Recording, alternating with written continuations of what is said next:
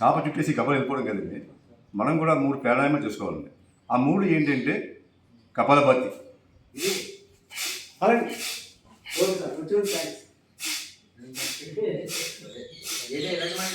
2 సరళ భస్త్రిక. సరళ భస్త్రిక ఏంటంటే